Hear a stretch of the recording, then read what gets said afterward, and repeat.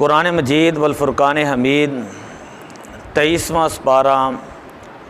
سورۃ الصافات آیت نمبر 102 سے لے کر 107 تک اللہ تبارک و تعالیٰ نے حضرت ابراہیم علیہ الصلاۃ والسلام اور حضرت اسماعیل علیہ الصلاۃ والسلام ان کے قربانی کے واقعے کو بیان کیا ہے۔ ایک مرتبہ حضرت ابراہیم علیہ الصلاۃ والسلام نے خواب دیکھا کہ خواب کے اندر اشارہ ہو رہا ہے فقرب القربان لرب العالمین کہ اے ابراہیم اپنی سب سے زیادہ پیاری چیز اللہ کی بارگاہ میں قربان کرو۔ حضرت ابراہیم علیہ الصلاۃ والسلام 8 ذوالحجہ کو صبح جب اٹھتے ہیں تو سارا دن آپ نے غور و فکر کیا، سوچ و بچار کی کہ یہ خواب اللہ کی طرف سے ہے یا شیطان کی طرف سے۔ تو اس وجہ سے 8 ذی الحجہ کو شریعت کے اندر یوم ترویہ کہا جاتا ہے۔ ترویہ کا معنی ہوتا ہے غور و فکر کرنا۔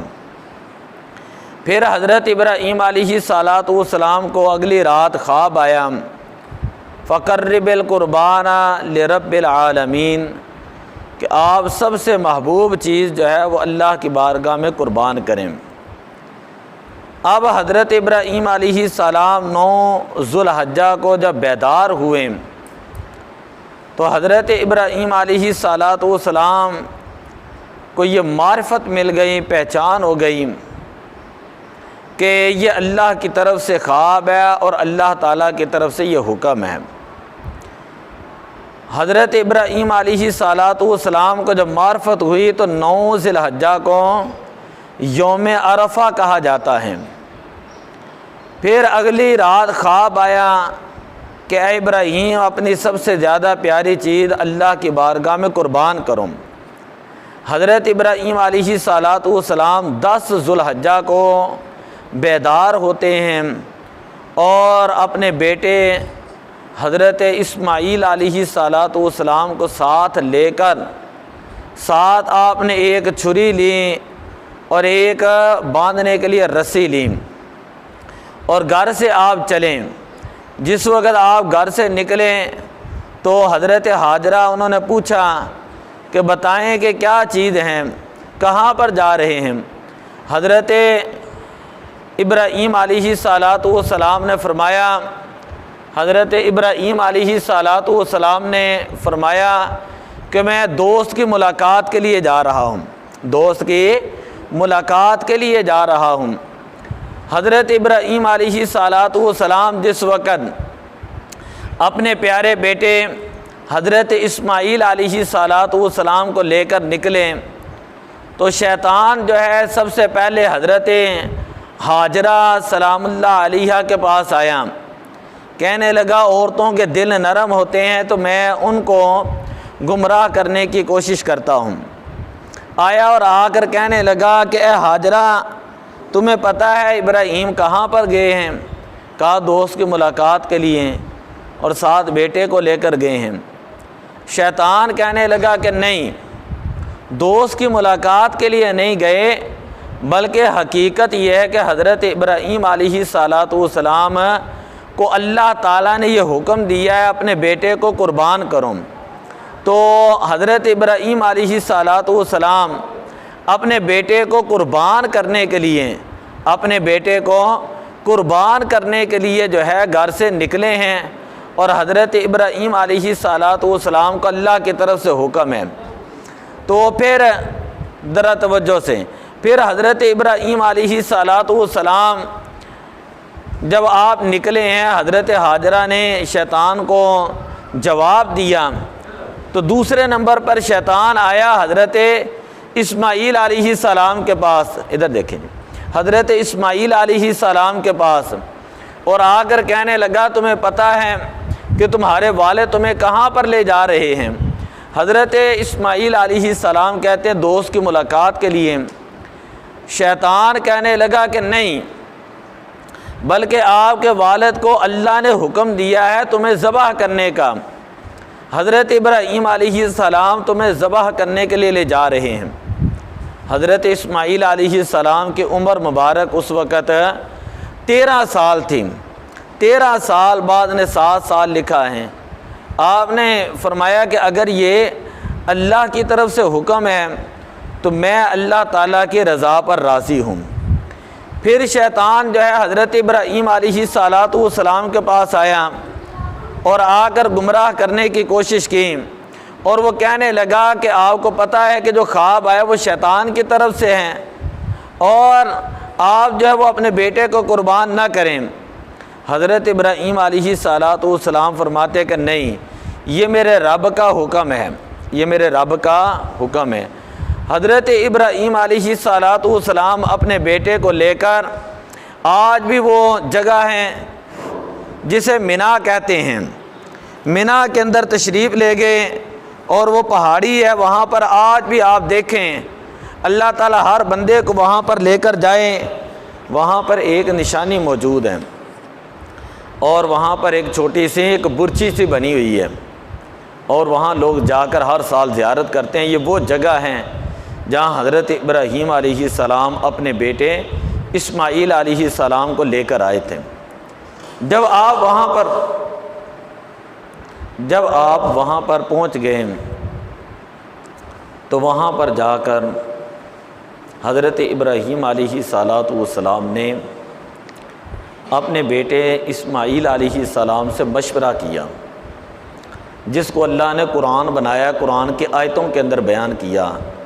فرمایا یا ابات فعل، اے میرے، فرمایا کہ یا بنیا، اے میرے بیٹے، انی ارا فی المنامی، میں نے خواب دیکھا ہے، انی اذبحک،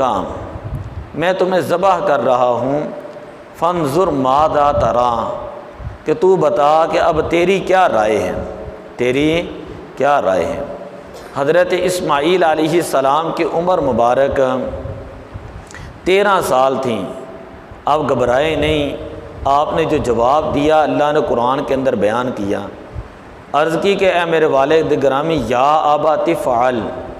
جو اللہ تعالیٰ کی طرف سے آپ کو حکم ہے آپ اللہ کے حکم کے اوپر عمل کریں۔ یا ابات فعل،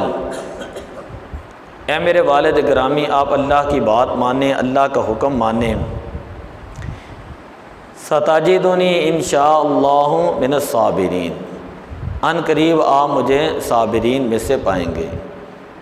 یا ابات افعل ما تؤمر ستجدنی انشاء اللہ من الصابرین۔ پھر باپ اور بیٹے کے درمیان جو گفتگو ہوئی ہے، وہ جو 2-4 باتیں وہ علماء نے لکھی ہیں۔ حضرت اسماعیل علیہ السلام نے عرض کی کہ آپ میرے ہاتھ پاؤں مضبوطی کے ساتھ رسی سے باندھ دیں، تاکہ تکلیف کی وجہ سے مجھے یہ تکلیف کی وجہ سے جو ہے وہ کہیں اللہ کا حکم کے اوپر کوئی بے ادبی نہ ہو جائے، ایک بات۔ دوسری بات یہ کہ آپ اپنے کپڑے جو ہیں وہ صحیح طریقے سے سنبھال لیں اور ان کے اوپر کوئی خون نہ لگیں۔ تیسری بات یہ ہے کہ آپ مجھے پیشانی کے بال وہ زمین کے اوپر لٹائیں۔ عام طور پر قربانی میں ہوتا یہی ہے کہ پہلو کے بال لٹاتے ہیں جانور کو، دائیں پہلو کے بال یا بائیں پہلو کے بال۔ تو کہا کہ مجھے پیشانی کے بال یعنی الٹا زمین پہ جو ہے وہ لٹائیں، اور میری پیشانی جو زمین کے اوپر یعنی میرا چہرہ زمین کی طرف ہو۔ فلما اسلما وتلہ للجبین، اللہ نے وہ لفظ قرآن کے اندر بیان کیے، اور کہا کہ چھری کو جو ہے وہ تیز کر لینا تاکہ زیادہ جو ہے وہ تکلیف نہ ہوں۔ یہ ساری چیزیں علماء نے بیان کی ہیں، اور پھر اس کے بعد کہا کہ آپ اللہ کے حکم کے اوپر عمل کریں۔ حضرت ابراہیم علیہ السلام اللہ کے حکم پر عمل کرنے کے لیے جب آپ نے سارے معاملات کیے، چھری چلانے لگے، تو حضرت اسماعیل علیہ السلام کی پیشانی پہ چھری نہیں چلتی، بار بار چھری چلاتے ہیں لیکن چھری نہیں چلتی۔ اسی وقت اللہ تبارک و تعالیٰ نے جبریل کو بھیجا کہ اے جبریل عرش کے نیچے سے چلا جا اور جا کر جو ہے جنت سے ایک دمبا لے لو اور جنت سے وہ جانور لے کر حضرت اسماعیل علیہ السلام کی جگہ پر رکھ دو اور حضرت اسماعیل علیہ السلام کو وہاں سے نکال لو اور ان کی جو وہ حفاظت فرما لو۔ حضرت جبریل امین نبی پاک صلی اللہ علیہ وسلم نے ایک مرتبہ پوچھا کہ سب سے زیادہ اے جبریل تم نے کس وقت اپنی طاقت کا مظاہرہ کیا؟ تو حضرت جبریل امین عرض کرتے ہیں یا رسول اللہ 4 مرتبہ۔ ایک مرتبہ جب حضرت ابراہیم علیہ السلام کو آگ کے اندر ڈالا گیا تھا، اس وقت بھی میں عرش کے نیچے تھا تو مجھے حکم تھا کہ جا کر ابراہیم کو آگ سے بچانا ہے۔ دوسری مرتبہ جب حضرت یوسف علیہ السلام کو ان کے بھائیوں نے کنویں کے اندر ڈالا، میں عرش کے نیچے تھا تو مجھے حکم ہوا کہ ان کو جا کے بچانا ہے۔ تیسری مرتبہ جب حضرت اسماعیل علیہ السلام کے حلق میں چھری چلائی گئی تو اس وقت میں عرش کے نیچے تھا تو مجھے حکم تھا کہ جا کر میرے اسماعیل کو بچانا ہے۔ اور چوتھی مرتبہ جب میدان احد میں جو ہے نبی پاک صلی اللہ علیہ وسلم کا دانت مبارک کا کچھ حصہ جو ہے شہید ہوا اور آپ صلی اللہ علیہ وسلم کے رخسار مبارک سے دم یعنی خون جب نکلنے لگا تو مجھے یہ حکم ہوا کہ میں اسی وقت جا کر اس خون کی حفاظت کروں اور اس کو زمین پر نہ گرنے دوں۔ خیر مختصر یہ ہے کہ اللہ تعالیٰ نے قرآن پاک کے اندر ارشاد فرمایا فلما اسلما وتلہ للجبین، جب حضرت ابراہیم علیہ السلام بھی راضی ہو گئے، اسماعیل علیہ السلام بھی راضی ہو گئے، وتلہ للجبین، ابراہیم علیہ السلام نے اپنے بیٹے اسماعیل کو پیشانی کے بل زمین پر لٹایا تو وَنَادَيْنَاهُ اَيَّا ابراہیم، اللہ تعالیٰ نے فرمایا کہ ہم نے ابراہیم علیہ السلام کو ندا دی، آواز دی قد صدقت الرؤیا کہ اے ابراہیم تم نے خواب کو سچ کر دکھایا، انا کذالک نجزی المحسنین، ہم اسی طرح نیکوکار لوگ جو ہیں ان کو جزا دیتے ہیں،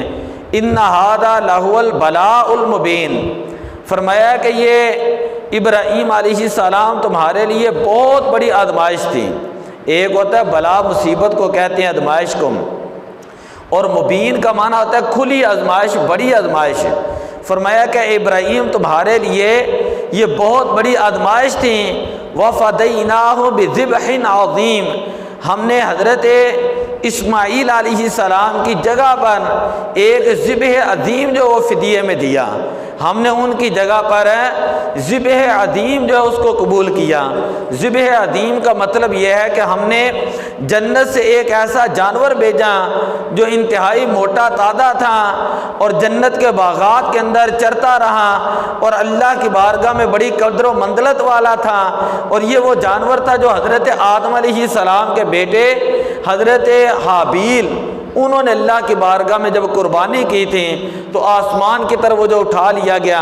تو یہ وہ جانور تھا جو جنت کے اندر چرتا رہا۔ ہم نے اس کو جو جنت کے اندر تھا زمین پر بھیجا اور حضرت اسماعیل علیہ السلام کی حفاظت فرمائی اور ان کے فدیے کے اندر ہم نے یہ جانور جو اپنی بارگاہ میں قبول فرمایا۔ ذرا توجہ فرمائیں، صحابہ نے عرض کی یا رسول اللہ یہ قربانیاں کیا ہیں، یہ قربانیاں کیا ہیں؟ تو نبی پاک صلی اللہ علیہ وسلم نے فرمایا سنت ابیکم ابراہیم، یہ تمہارے والد حضرت ابراہیم علیہ السلام کی سنت ہیں۔ اب جو میں یہ بات کرنے لگا ہوں توجہ کرنا ذرا، آج کل لاکھوں کی تعداد میں حاجی حضرات وہاں حج کرنے کے لیے حاضر ہیں، حاجی حضرات وہاں پہ موجود ہے، ہر بندے کو پتہ ہے، اور پوری دنیا سے لوگ گئے ہیں، پوری دنیا سے لوگ۔ لیکن اگر آپ غور کریں ہر ملک کا اپنا رواج، اپنا کلچر، اپنی رسم و رواج، اپنا طریقہ کار، ہر ملک کے اندر الگ الگ لباس پہنے جاتے ہیں، الگ الگ ٹوپیاں پہنی جاتی ہیں، الگ الگ ہر ملک کے اندر امامے پہنے جاتے ہیں، ہر ملک کا اپنا اپنا۔ لیکن جیسے ہی حج کے دن شروع ہوتے ہیں بندے نے نیت کر لینی ہے میقات سے اس نے ہر طرح کا عالی شان لباس اتار دینا ہے۔ اور آپ دیکھیں گے کہ ٹیلی ویژن پہ دیکھتے ہیں لاکھوں کی تعداد میں لوگ ہوتے ہیں، ایک ہی لباس ہے، دو چادریں ہیں، دو چادریں ان سلی دو چادریں ہوتی ہیں، پھر جس کو ہم احرام کہتے ہیں۔ یہ احرام دو چادریں ہی کیوں پہنتے ہیں کہ یا اللہ، ہر بندے کی خواہش ہوتی ہے کہ اللہ کے گھر میں جائے، لوگ جاتے ہیں نا 8 10 سوٹ اپنے ساتھ لے کے جاتے ہیں، اور ان کی خواہش ہوتی ہے جو ایک مرتبہ سوٹ پہنے دوبارہ نہ پہنے، اللہ کے گھر کے مہمان بنے، کہ یا اللہ اتنے عمدہ لباس، اتنی عمدہ ٹوپیاں، اتنے عمدہ امامے ہوں، تو ساری کہہ رہا ہے کہ ان کو اتارنا ہے، میقات کو اوپر اتار کر نیت کر لینی ہے اور دو چادریں پہننی ہے۔ دو چادروں کا فلسفہ کیا ہے؟ اللہ تعالیٰ فرماتا ہے میرا ابراہیم ہے خلیل، میرا ابراہیم خلیل تھا، جب اس نے خانہ کعبہ کو بنایا اور طواف کیا تو اس وقت اس نے دو چادریں پہنی ہوئی تھیں۔ حضرت ابراہیم علیہ السلام نے اور حضرت اسماعیل علیہ السلام نے دو چادریں پہنی ہوئی تھیں، تو میں نے ان کی یاد کو زندہ رکھنے کے لیے یہ حکم دیا ہے کہ تم نے اپنے عالی شان لباس اتار دینے ہیں، اور جو میرے نبی نے کیا ہے تم نے ویسا ہی کرنا ہے۔ اگر ویسا کرو گے تو حج قبول کروں گا، اگر ویسا احرام پہنو گے تو عمرہ قبول کروں گا، لیکن اگر تم نے یہ کہا میں بڑا امیر ہوں، سونے کا لباس پہن سکتا ہوں، چاندی کا لباس پہن سکتا ہوں، میں فلاں کر سکتا ہوں، ریشم حریر اور دیباج پہن سکتا ہوں، تو اللہ نے فرمایا کہ میں اس کو قبول نہیں کروں گا۔ ایک بات، جیسے ہی بندہ احرام کی دو چادریں پہنتا ہے، دوسرا مسئلہ، جیسے ہی احرام کی دو چادریں پہنتا ہے تو پہننے کے بعد بلند آواز کے ساتھ مرد حضرات وہ تلبیہ کہتے ہیں۔ تلبیہ کا معنی ہے لبیک اللہم لبیک۔ آپ آج کا ٹیلی ویژن میں دیکھیں، جہاں جہاں حاجی جا رہے ہیں، جہاں جہاں مینا کے اندر، عرفات کے اندر، مزدلفہ کے اندر، خانہ کعبے کے اندر، وہاں بلکہ آپ کبھی جائیں تو دیکھیں کہ بازاروں کے اندر وہ ماحول ہی عجیب سا ہوتا ہے، لوگ کہتے ہیں لبیک اللہم لبیک، اے اللہ تیرے اور بھی بڑے نام تھے، تیری اور بھی بڑی کلام ہے، بڑے بڑے خوبصورت تیرے نام ہیں، لیکن یہ تلبیہ ہی کیوں پڑھا جاتا ہے؟ یہ ذرا توجہ سے، تلبیہ ہی کیوں پڑھا جاتا ہے؟ اے اللہ، ہم قرآن کی کوئی آیت بھی تو پڑھ سکتے ہیں، کوئی سورت بھی تو پڑھ سکتے ہیں، کوئی پہلا کلمہ بھی پڑھ سکتے ہیں، دوسرا بھی پڑھ سکتے ہیں، تیسرا اور چوتھا کلمہ بھی پڑھ سکتے ہیں، لیکن یہ جو لبیک اللہم لبیک، یہ جو تلبیہ ہوتا ہے، یہ حاجی حضرات یہ کیوں پڑھتے ہیں؟ عمرہ کرنے والے یہی کیوں پڑھتے ہیں؟ اللہ فرماتے ہیں اس کی وجہ یہ ہے کہ جب حضرت ابراہیم علیہ السلام نے خانہ کعبہ بنا لیا تو ذرا خانہ کعبے سے باہر آئیں تو جو سامنے پہاڑی ہے آج بھی، اسے کہا جاتا ہے جبل ابی قبیس، کہا ابراہیم اس پہاڑی پہ کھڑے ہو جاؤ، اور کھڑے ہو کر تم نے حج کا اعلان کرنا ہے، وَأَذِّنْ فِي النَّاسِ بِالْحَجِّ، کہ لوگوں کے اندر حج کا اعلان کرنا ہے۔ میری بات سمجھ آ رہی ہے نا؟ حج کا اعلان کرنا ہے۔ اے باری تعالیٰ، میری آواز لوگوں تک کیسے پہنچے گی؟ اللہ نے فرمایا تو نے اعلان کرنا ہے، اعلان کا یہ حکم ہے، آواز پہنچانا میرا کام ہے، میں رب ہوں۔ حضرت ابراہیم علیہ السلام نے اعلان کیا، لوگوں اللہ نے حج کو فرض کر دیا ہے۔ حدیث شریف کی کتابوں کے اندر آتا ہے کہ پوری کائنات کے اندر جن جن روحوں نے حج کرنا تھا، جن جن روحوں نے حج کرنا تھا، انہوں نے جو ہے وہ لبیک کہا۔ وہ روحیں ماؤں کے پیٹوں کے اندر ہوں، یا وہ روحیں اپنے باپوں کی پشت میں تھیں، یا وہ روحیں عالم ارواح میں تھی، قیامت تک انہوں نے آنا تھا۔ تو جس جس نے اس گھر کو دیکھنا تھا، جس جس نے اللہ کے گھر میں جانا تھا، عمرہ کرنا تھا یا حج کرنا تھا، اس روح نے کہا لبیک اللہم لبیک، اعلان کیا ابراہیم نے، جواب دیا روحوں نے۔ اب حاجی حضرات 4500 سال بعد جب وہاں خانے کعبے جاتے ہیں، دیکھتے ہی لبیک اللہم لبیک کہتے ہیں۔ اللہ کہتا ہے جو میرے پیغمبر کا اعلان تھا اس کے اوپر جو روحوں نے لبیک کہا تھا، وہ لبیک مجھے اتنا پسند آیا ہے، اب میں یہ کہتا ہوں سارے کلام چھوڑ کر تم نے اور کوئی کلام نہیں کرنا، تمہاری زبانوں پر صرف لبیک اللہم لبیک ہونا چاہیے، تاکہ لوگوں کو پتہ چل جائیں کہ یہ وہ روحیں ہیں جنہوں نے اللہ کے نبی کے اعلان کے اوپر لبیک کہا تھا، اللہ کے نبی کے اعلان کے اوپر لبیک کہا تھا۔ پھر حاجی حضرات خانہ کعبہ کا طواف کر کے عرفات کی طرف چلے جاتے ہیں۔ عرفات ایک میدان کا نام ہے، آپ نے دیکھا ہوگا۔ اس کو عرفات کیوں کہا جاتا ہے؟ حاجی کو کچھ آتا ہو یا نہ آتا ہو، پہلا کلمہ بھی بے شک نہ آتا ہو، لیکن جب میدان عرفات میں شریعت کہتی ہے کہ 9 عرفہ کو، 9 ذی الحجہ کو، 9 ذی الحجہ کو جب حاجی حضرات عرفات کے اندر ظہر سے لے کر مغرب تک ٹھہر جائیں، کچھ نہ پڑھیں، سو جائے جاگ جائیں، پڑھ لے تو اپنی اس کی مرضی، حاجی حضرات دعائیں کرتے ہیں، بڑے بڑے کلمات وہاں پہ پڑھتے ہیں، لیکن حاجی حضرات وہاں پر ٹھہر جائیں، وہ سو جائیں جاگ جائیں، خطبہ سنتے رہیں امام کا، وہ کچھ بھی کہیں، شریعت کہتے پورے سال میں صرف ظہر سے لے کر مغرب تک جو حاجی حضرات عرفات کے اندر ٹھہر جائیں گے وہ حاجی بن جائیں گے، وہ حاجی بن جائیں گے، اس لیے کہ یہ عرفات کے اندر آئے ہیں۔ اے اللہ صرف اتنی دیر ٹھہرنے سے بندہ حاجی کیسے بن گیا؟ تو اللہ تعالیٰ فرماتا ہے تمہیں پتہ نہیں، یہ عرفات وہ مقام ہے جہاں پر میرے نبی حضرت آدم علیہ السلام اور میری نیک بندی حضرت حوا جب وہ آسمان سے اتارے گئے تھے تو حضرت حوا بھی یہاں پر آئیں، اور حضرت ابراہیم علیہ السلام سری لنکا سرادیپ پہاڑی پہ اترے، اور وہاں سے چلتے چلتے 300 سال کے بعد ایک دوسرے کو تلاش کرتے کرتے جب یہاں پر آئے اور ان کی ملاقات ہو گئی، اور جو ملاقات ہوتی ہے اس کو عرفات کہتے ہیں، اس کو کیا کہتے ہیں؟ عرفات۔ اور آج اس میدان کو میدان عرفات کہا جاتا ہے کہ حاجی حضرات جب یہاں پر آئیں گے اور عرفات کے اندر ٹھہریں گے، عرفہ کریں گے، ان کو اللہ کی معرفت ہوگی، وہ یہاں پر ان اللہ کے نشانی کو دیکھیں گے تو انہیں پتہ چل جائے گا میرے نبی وہ حضرت آدم کو بھی یاد کریں گے، حضرت حوا کو بھی یاد کریں گے، میرے نبی حضرت آدم کو بھی یاد کریں گے۔ اور حضرت آج بھی وہاں ایسے پلر لگا ہوا ہے بڑا سا، لوگ وہاں پر جا کر کہتے ہیں یہ وہ جگہ ہے جہاں پر حضرت آدم اور حضرت حوا کی پہچان ہوئی، معرفت ہوئی، اور اس میدان سارے کو عرفات کہا جاتا ہے۔ کہا میں نے حج کے تمام ارکان میں نے اپنے نبیوں کی یاد کے اندر رکھ دیے ہیں، اپنے نبیوں کی یاد کے اندر رکھ دیے ہیں۔ پھر عرفات سے مزدلفہ جب لوگ مینا کے اندر جاتے ہیں تو آپ کو پتہ ہے وہاں اس طرح کے بڑے بڑے پلر بنے ہوئے ہیں، بہت بڑے بڑے پلر، اور سال کے اندر وہ 3 دن وہ دروازے اس کے کھلتے ہیں۔ ان کو عربی کے اندر کہتے ہیں جمرات، جمرہ عقبہ ہے، جمرہ وسطیٰ ہے، جمرہ اخرى ہے، یعنی جمرہ کبریٰ ہے۔ جمرات کا معنی ہوتا ہے پلر، وہاں 3 پلر ہیں، ایک یہ پلر، ایک یہ پلر، ایک آگے پلر ہے۔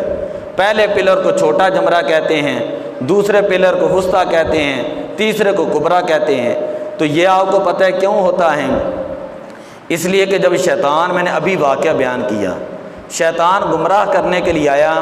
حضرت ہاجرہ، حضرت اسماعیل اور حضرت ابراہیم علیہ السلام کو، تو اللہ کے یہ نیک بندے حضرت ابراہیم علیہ السلام، حضرت اسماعیل علیہ السلام، حضرت ہاجرہ جب ایک ایک کے پاس آیا تو انہوں نے وہاں سے کینکریاں اٹھا کر شیطان کو ماری، کینکریاں اٹھا کر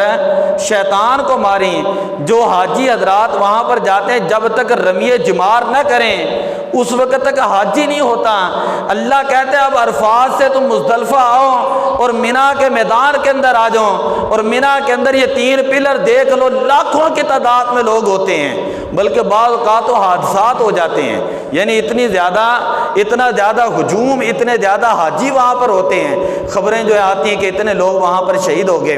اتنے حاجی شہید ہو گئے، لیکن کرنا کیا ہے؟ صرف ان کو جا کر شیطانوں کو کینکریاں مارنی ہیں۔ اے اللہ اب مارنے کی کیا ضرورت ہے؟ نہ وہاں پہ شیطان رہا، نہ وہاں پہ کوئی چیز رہی، 4000 سال پہلے کا واقعہ تھا، اب یہ لوگ وہاں کے کینکریاں کیوں مار رہے ہیں؟ اللہ کہتا ہے تاکہ لوگوں کو پتہ چلے کہ میری ہاجرہ کی پہچان پہچان ہوں، اسماعیل کی یاد تازہ ہوں، ابراہیم کی یاد تازہ ہوں، جب چھوٹے کو ماریں گے تو اس وقت پتہ چل جائے گا یہ وہ جگہ ہے جہاں پر کھڑے ہو کر حضرت اسماعیل علیہ السلام نے کینکریاں ماری ہیں۔ درمیان میں آئیں گے پتہ چلے گا حضرت ہاجرہ نے یہاں پر شیطان کو کینکریاں ماری ہیں، جب آگے جائیں گے پتہ چلے گا حضرت ابراہیم علیہ السلام نے شیطان کو کینکریاں ماری۔ دیکھیں ذرا نبیوں کی یاد کے اندر وہاں پہ لاکھوں 25 لاکھ روپے خرچ کر کے ایک حاجی وہاں پہ گیا ہے، مارنے کینکریاں ہیں یا اللہ یہاں پہ سجدہ بھی کرا دیتا ہوں، وہ بھی میں بات کرتا ہوں۔ پھر مینا ہی کے اندر دوسری بات ہے، آپ کو پتہ ہے یہ مینا ہے، یہ اوپر پہاڑی اور دکھاتے ہیں، وہاں پہ حاجی حضرات جاتے ہیں، کہتے ہیں یہ وہ پلر ہے چھوٹا سا انہوں نے بنایا ہوا ہے اتنا سا ہی، تو وہاں پہ بنایا، کہتے ہیں یہ وہ جگہ ہے جہاں پر ابراہیم علیہ السلام نے اپنے بیٹے اسماعیل کو قربانی کے لیے پیش کیا، یہ اس کی یاد کے اندر اس کو محفوظ رکھا ہوا ہے۔ تو صحابہ نے عرض کی یا رسول اللہ قربانیاں کیا ہیں؟ تو نبی پاک نے فرمایا سنت ابیکم ابراہیم، تمہارے والد حضرت ابراہیم علیہ السلام کی یہ سنت ہے۔ خیر 4000 سال کا زمانہ گزر چکا ہے، کتنے لوگ ہر سال جو ہے وہ جانور قربان کرتے ہیں، لاکھوں اور کروڑوں کی تعداد کے اندر جانوروں کی قربانیاں ہوتی ہیں۔ جنہوں نے نہیں کرنا ہوتا، جو مخالفت کرتے ہیں، وہ تن کے مخالفت کرتے ہیں مستشرقین ملحدین کہ یہ پیسے غریب کو دے دیں، فلاں کر دیں، لیکن اللہ نے قرآن کے اندر لفظ بیان کیا ہے اِنَّا كَذَلِكَ نَجْزِي الْمُحْسِنِينَ وَتَرَكْنَا عَلَيْهِ فِي الْآخِرِينَ۔ اللہ تعالیٰ فرماتا ہے ہم نے اس یاد کو بعد میں آنے والے لوگوں کے اندر چھوڑ دیا اور ان کے اندر اس یاد کو رکھ دیا تاکہ لوگ آتے رہیں، سلام علی ابراہیم، حضرت ابراہیم علیہ السلام کے اوپر سلام بھیجتے رہیں، ان کو یاد کرتے رہیں۔ کذالک نجزی المحسنین، اللہ تعالیٰ فرماتا ہے حضرت ابراہیم امتحان کے اندر اتنے سچے تھے، اتنے پکے تھے، جب وہ اس امتحان کے اندر کامیاب ہوئے ہیں تو ہم نے اس کی یاد کو قیامت تک کے لیے زندہ رکھ دیا ہے۔ پھر اسی طرح حاجی حضرات جو ہیں جب یہ رمی جمار کرنے کے بعد، ٹھیک ہے، اسی طرح حلق کرانے کے بعد، اسی طرح شیطان کو کینکریاں مارنے کے بعد جب وہ خانہ کعبے آتے ہیں، آخر میں ایک تو ہوتا ہے حاجی حضرات جاتے ہیں تو جاتے ہی خانہ کعبہ کا طواف کرتے ہیں، ایک یہ جب سارے معاملات ختم ہو جاتے ہیں پھر آخر میں جو ہے وہ طواف وداع کرتے ہیں، اور پھر وہاں پر دو پتھر ہیں، ایک پتھر جسے ہم حجر اسود کہتے ہیں اور دوسرا پتھر جسے مقام ابراہیم کہا جاتا ہے، کہ باری تعالیٰ تو نے یہ کہا ہے شرک نہیں کرنا، یہی پتھروں کو اگر ہاتھ ہندو لگائیں، مشرک لگائیں تو قرآن کے اندر بار بار آیتیں آتی ہیں کہ اللہ شرک سے منع کرتا ہے۔ اے اللہ تیرے خانہ کعبے کے اندر دو پتھر پڑے ہوئے ہیں، بیٹا ادھر دیکھیں، تیرے خانہ کعبے کے اندر دو پتھر ہیں، ایک حجر اسود ہیں جس کو بوسہ لینے کے لیے لوگ لڑتے ہیں، جگڑتے ہیں اور دھکے لگتے ہیں، لوگ گر جاتے ہیں پھر اٹھتے ہیں، جو وہاں پہ جاتے ہیں ان کو پتہ ہے اس کیفیت کا کہ کتنی مشکل ہوتی ہے، کہ کیسا زور لگا کر لوگ جو ہیں، یہ پلر ہیں اور یہ ایسے حجر اسود لگا ہوا ہے، ادھر سے جب لوگ آتے ہیں تو کتنی مشکل کے ساتھ وہاں پہ جا کر اس کو بوسہ دیا جاتا ہے۔ اے اللہ تو نے خانہ کعبے کو یہ کہا تھا یہاں سے 365 بت ہیں، اے پیارے نبی بتوں کو نکال کر باہر پھینک دیں، تو وہ پتھر کے بت تھے، اے اللہ ان بتوں کو نکالا ہے، حضرت توجہ،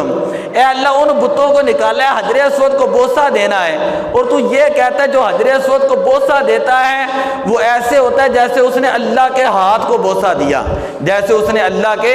دستے قدرت، جیسی اللہ کی شان ہے، اللہ کا ہاتھ ایسا نہیں ہوتا، اللہ ایسے ہاتھ سے پاک ہے، جیسے اللہ کی شان ہے۔ حدیث شریف کے اندر آتا ہے جو حجر اسود کو بوسہ دیتا ہے وہ ایسے جیسے اللہ کے دستے قدرت کو بوسہ دیتا ہے۔ اے اللہ تو نے شرک سے منع کیا، پتھروں کو خانہ کعبے سے نکال کر باہر پھینک دیا، لیکن یہ حجر اسود کو خانہ کعبے کے اندر لگایا، اس کی کیا وجہ ہے؟ حدیث شریف کے اندر آتا ہے حضرت عمر رضی اللہ تعالیٰ طواف کرتے کرتے یہاں پر آ کر رک گئے، کہنے لگے انکا حجر لا تضر ولا تنفع، کہ میں بہت بڑا توحید پرست ہوں، اور یہ کعبہ ہے کہاں پر کعبے کے اندر بتوں کی عبادت نہیں کی جاتی، نہ تو نفع دے سکتا ہے نہ تو نقصان دے سکتا ہے۔ آج عمر تجھے بوسہ دے رہا ہے بڑھ کر آگے، اس لیے کہ اللہ کے نبی نے تجھے بوسہ دیا ہے، محمد عربی نے تجھے بوسہ دیا ہے، اپنے نبی کی یاد کے اندر میں تجھے بوسہ دے رہا ہوں۔ اللہ نے قیامت تک حجر اسود کو رکھ دیا کہ جو لوگ یہاں پر آئیں اور آ کر حجر اسود کو بوسہ دیں، جو بوسہ نہیں دے سکتے دور سے استلام کریں۔ نبی پاک صلی اللہ علیہ وسلم نے فرمایا اللہ نے حجر اسود کو 2 کان دیے ہیں، 2 آنکھیں دی ہیں، جو اس کو دور سے استلام بھی کرتا ہے، کل قیامت والے دن یہ حجر اسود اس کو پہچان کر اللہ کی بارگاہ میں سفارش کرے گا اور کہے گا اللہ تیرے گھر میں آ کر اس نے اس طرح استلام کیا تھا، اے اللہ اس بندے کے گناہوں کو معاف فرما۔ پھر یہ پتھر اور دوسرا پتھر مقام ابراہیم ہے، مقام ابراہیم ہے۔ یا اللہ یہاں پہ کیوں نفل پڑھنے ہیں؟ اللہ نے قرآن کے اندر فرمایا واتخذوا من مقام ابراہیم مصلی، کہ تم سارا کچھ کر لو، 7 چکر لگا لو خانے کعبے کے، طواف مکمل کر لو،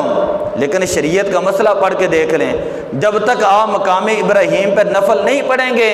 وہ آپ کے چکر رہیں گے، ثواب نہیں بنے گا، وہ طواف نہیں بنے گا۔ ان چکروں کو طواف کے اندر بدلنے کے لیے شریعت کہتی یہاں پہ پہلے 2 نفل پڑھ، یہاں پہ پڑھ وہاں پہ پڑھ، جہاں تک جو ہے تیری نگاہ جاتی ہے، جہاں مقام ابراہیم کے پاس جا کر تو مصلی بنا لے گا، نفل پڑھ لے گا، تو میں تیرے یہ چکر جو ہے اس کو میں قبول کر کے طواف بنا دوں گا اور تیری قبولیت کی نشانی لگا دوں گا۔ اے اللہ مقام ابراہیم کو مصلی کیوں بنا رہے ہیں؟ اے اللہ یہاں پہ یہاں نفل کیوں پڑھ رہے ہیں؟ اللہ تعالیٰ نے فرمایا کہ یہ وہ پتھر ہیں، یہ وہ پتھر ہیں کہ جس کے اوپر میرے ابراہیم کے قدم لگے ہیں، میرے ابراہیم کے قدم لگے ہیں۔ جب آپ خانہ کعبہ بنا رہے تھے تھوڑا سا جب اونچا جانا تھا، آپ کا ہاتھ وہاں تک نہ پہنچا تو پتھر جو وہ اس طرح جو اونچا ہو جاتا ہے۔ جب آپ نے نیچے آنا ہوتا، حدیث کی کتابوں کے اندر آتا ہے، تو پتھر جو وہ اس طرح نیچے آ جاتا، جب اوپر جانا ہوتا تو پتھر اوپر چلا جاتا۔ کیوں جی؟ مقام ابراہیم ہے یہ۔ میں یہ کہتا ہوں وہ پتھر ہو کر اس کو پتہ ہے اللہ کے نبی کے دل کا ارادہ کیا ہے، اللہ کے نبی کا دل کا ارادہ کیا ہے۔ 4000 سال پہلے کا وہ پتھر، لگے بھی قدم وہاں پر ہیں، آج بھی لوگ وہاں پہ زیارت کرتے، پہلے خانے کعبے کے ساتھ تھا، پھر نبی پاک صلی اللہ علیہ وسلم نے جہاں پہ لگایا آج تک وہاں پر ہیں۔ تو یا اللہ یہاں نفل کیوں پڑھنے ہیں؟ کہا یہ عام پتھر نہیں، یہ عام پتھر نہیں۔ اب میں جملہ کہنے لگا ہوں، یہ عام پتھر نہیں، یہ وہ پتھر ہے جس پہ کھڑے ہو کر اللہ کے نبی ابراہیم علیہ السلام نے دعا کی تھی، اے اللہ تیرا گھر میں نے بنا دیا ہے، ربنا وابعث فیہم رسولا، اے اللہ اس قوم کے اندر اپنا آخری رسول پیدا کرنا۔ یہ وہ پتھر ہے جس کے اوپر کھڑے ہو کر حضرت ابراہیم علیہ السلام نے مصطفیٰ کریم صلی اللہ علیہ وسلم کی ولادت کی دعا مانگی تھی، حضور کی پیدائش کی دعا مانگی تھی، اے اللہ اس کے اندر ایسا رسول بھیجنا، رسول منہم یتلو علیہم آیاتہ ویعلمہم الکتاب والحکمت ویزکیہم، کہ جو یہاں پہ رسول آئے تیرا قرآن بھی پڑھے، تیری آیات کی تلاوت بھی کرے، لوگوں کے دلوں کو صاف بھی کرے، لوگوں کا تزکیہ نفس بھی کرے۔ اے اللہ جو تیرا آخری نبی ہے اس کو بھیجنا، میں تیرا خلیل نبی اس کے لیے دعا کر رہا ہوں۔ اللہ نے کہا نفل پڑھو، جب نفل پڑھو گے تو تمہیں پتہ چل جائے گا یہ مقام ابراہیم ہے، یہاں پر کھڑے ہو کر اللہ کے نبی خلیل نے خانہ کعبہ بنایا بھی ہے اور بنانے کے بعد اس کو آباد کرنے کی دعا بھی کی ہے، اور یہاں پر کھڑے ہو کر حضرت ابراہیم علیہ السلام نے نبی پاک صلی اللہ علیہ وسلم کی ولادت کی دعا بھی کی ہے۔ سامعین محترم اور بڑی باتیں ہیں کہ حج جو ہے مختصر وقت ہو گیا، باقی انشاءاللہ پھر کریں گے۔ حج جو ہے وہ سارے کا سارا اللہ کے نبیوں کی یاد کا نام ہے، اللہ کے نبیوں کی یاد کا نام ہے۔ اللہ نے اپنے نبیوں کی یاد کو تازہ رکھا ہوا ہے۔ کتنی باتیں میں نے آپ کو بتائی ہیں۔ آج لوگ کہتے ہیں یہ جی ولی کیا ہوتا ہے، نبی کیا ہوتا ہے؟ میں کہتا ہوں جا کے حتیم دیکھ لے، خانہ کعبہ دیکھ لیں، شاید تجھے پتہ چل جائیں اللہ اگر تجھے عقل سلیم دے دے اور عشق کی جو ہے وہ اللہ تجھے معرفت دے دے تو تجھے پتہ چل جائے گا، تو طواف کرے گا تو تیرے دل کی ساری سیاہی دور ہو جائے گی، اللہ تیرے دل اور دماغ کے پردے جو وہ کھول دے گا اور تجھے پتہ چلے گا جگہ جگہ پر یہ شار خلیل ہیں، یہ شار خلیل، یہ خلیل روڈ ہے، جا کہاں پر جا رہا ہے؟ یہ اللہ کے گھر کے اندر جا رہا مقام ابراہیم پہ۔ اے بندے تو حج کر کے جب تو واپس جائے گا، تو نے بار بار میرے خلیل کا نام لیا، جب تو گھر کے اندر واپس جائے گا، بخاری شریف کے اندر آتا ہے نبی پاک صلی اللہ علیہ وسلم نے فرمایا جو بندہ حج کر کے آتا ہے وہ گناہوں سے ایسے پاک ہو جاتا ہے جیسے آج اس کی ماں نے اس کو جنم دیا ہے، وہ بالکل پاک اور صاف ہو جاتا ہے۔ یہ اللہ تعالیٰ کا لاکھ لاکھ کروڑ کروڑ احسان ہے لوگوں کے اوپر کہ لوگ جو ہیں اللہ کے گھر میں جب جاتے ہیں اللہ کو یاد کرتے ہیں، اللہ تعالیٰ ان کے گناہوں کو مٹا دیتا ہے۔